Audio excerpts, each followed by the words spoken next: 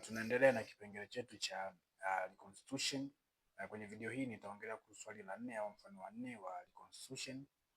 Kabla hatujaendelea kwenye swali, na kuomba uweze kusubscribe channel hii, like, comment, lakini share kwa mtu ambaye unafikiri video hii inaweza kumsaidia. Kwanza lazima tujue swali linasemaje. Swali linasema kwamba lebo ya dry constitution ya pediatric drops inasema kwamba mililita 12 za maji ziliongezwa kwenye poda na kutengeneza mililita 15 za suspension, ambayo sasa kwenye hiyo mililita 15 iliyotengenezwa, kila mililita moja ilikuwa imecontain miligramu 50 za dawa. Sasa ni kiwango gani cha maji kinahitajika kuandaa amoxicillin dose kwenye kila drops 10? Ikiwa sasa ile drop ambayo inatumia kupimia hizo drops ina deliver 20 drops kwenye mililita moja. Kwa hiyo kupima mililita moja sana 20 drops.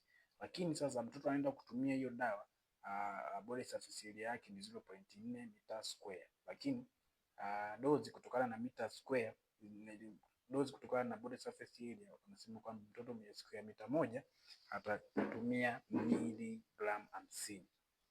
Kwa hiyo tutaenda moja kwa moja tutaona swali linafanyikaje.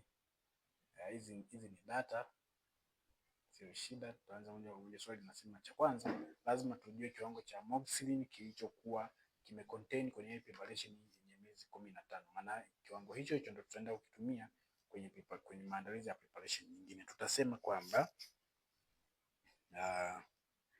kama mililita moja ili contain miligramu 50, je, miligramu 15, mililita 15 ita contain miligramu ngapi? Hapo tutapata miligramu 750. Hiki ndio kiwango cha dawa nzima ambacho tutaenda kukitumia. Kwa hiyo lazima tukijue. Kwa ukishapata hiyo, cha pili tunasema lazima tuangalie, je, dozi ya amoxicillin ilikuwa ni ngapi? Kwa sababu dozi ya amoxicillin kule amesema kwamba ni 10 drops.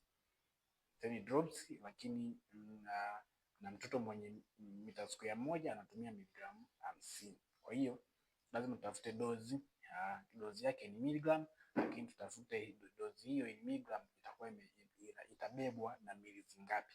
Kwa hiyo cha kwanza tutatafuta dozi hiyo in form of miligramu, ambapo tutasema kama mtoto mwenye square mita moja, mwenye mita square moja alikuwa anatumia miligramu 50. Je, mtoto ambaye tumepewa ambaye ana 0.4 mita square atakuwa anatumia miligramu ngapi za dawa? Kufanya hapo utapata miligramu 20. Okay, kumbe mtoto huyu atakuwa anatumia miligramu 20. Sasa hizi miligramu 20 zitakuwa ni sawa na mililita ngapi? Kwa lazima tuje tutafute ni sawa na mililita ngapi. Hiyo mishale imepishana, sio shida. Kama utakuwa na note same, basi utaweza kuweka vizuri. Kwa hiyo mililita 20 itakuwa kwenye miligramu 20 zitakuwa ni sawa na mililita ngapi? Tunachokuja kutafuta cha pili, tutasema kama 1 ml ilikuwa ina deliver 20 drops. Je, drops 10 ambazo ni dose itakuwa sawa na mililita ngapi? Tutakuja kupata ni mililita 0.5. Kwa hiyo sasa tutakuja kusema kwamba okay, kwa kila tukipima 0.5 ml tutakuwa tumepata dozi ya mtoto kutokana na body surface area yetu ile tuliyopewa, ambayo ilikuwa ni 0.4 meter square, ambayo dozi yake sasa baada ya kukalkulate kule juu tumepata ni miligramu 20. Kwa hiyo kila tutakapopima kwenye preparation naenda kuiandaa, tutakapopima 0.5 ml tutakuwa ndani ya hizo ml kuna 20 miligramu za dawa. Kwa hiyo itakuwa kama ni new concentration yetu. Tutasema kwamba okay, kumbe ya 0.5 ml ita contain 20 mg of amoxicillin.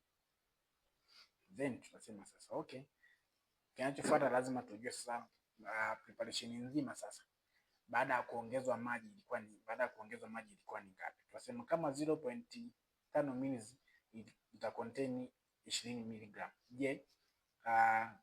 Je, kiwango cha dawa ambacho tulipata kule juu ambacho kilikuwa ni 750 itakuwa sawa na mililita ngapi?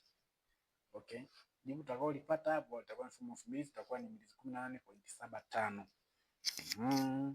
Hizi ndo zitakuwa minutes za preparation yetu hii ambayo tunaenda kutafuta kiwango chake cha maji kiongezwa kiasi gani. Kwa preparation nzima kumbe ilikuwa ni mililita 18.7, itakuwa ni mililita 18.75. Ikiwa concentration yake itakuwa ndio hii hapo 0.5 ml contain 20 mg. Then baada ya hapo volume of water tutatafuta kiwango cha maji kwenye hiyo suspension yenye mililita 18.75. Je, kiwango gani cha maji kiliongezwa hadi kuipata hiyo mililita ya hiyo suspension? Sasa tunasema kwamba ili tuweze kupata kiwango cha maji lazima tuchukue volume of suspension, tutoe volume of dry powder. Kumbuka tuna volume of suspension lakini hatuna dry powder. Sasa ili tuweze kupata dry powder, utaona hapo kwenye nimepokea kwenye mabano, ili tuweze kupata dry powder lazima tuchukue volume ya suspension ile ya mara ya kwanza ambayo ilikuwa ni 15 ml. Tutoe na kiwango chake cha maji ambacho kiliongezwa ambacho kilikuwa ni 12. Umeona? Utakuja kupata, ukitoa 15 toa 12 utakuja kupata 3. Kwa hiyo hiyo 3 ndio tutachukua 18.7 18.75 ml tutatoa na 3. Isikuchanganye sana hapo nilipopanga hiyo, nimepanga tu ili kurefusha slide, lakini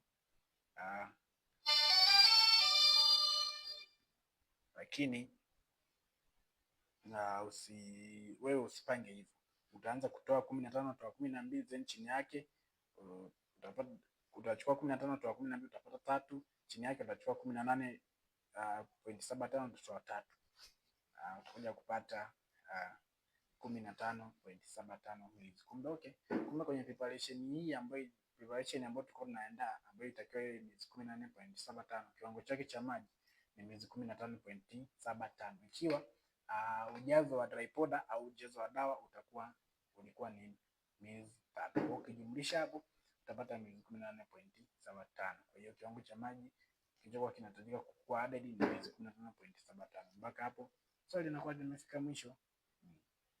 Usisahau kusubscribe, like, comment na share kwa ajili ya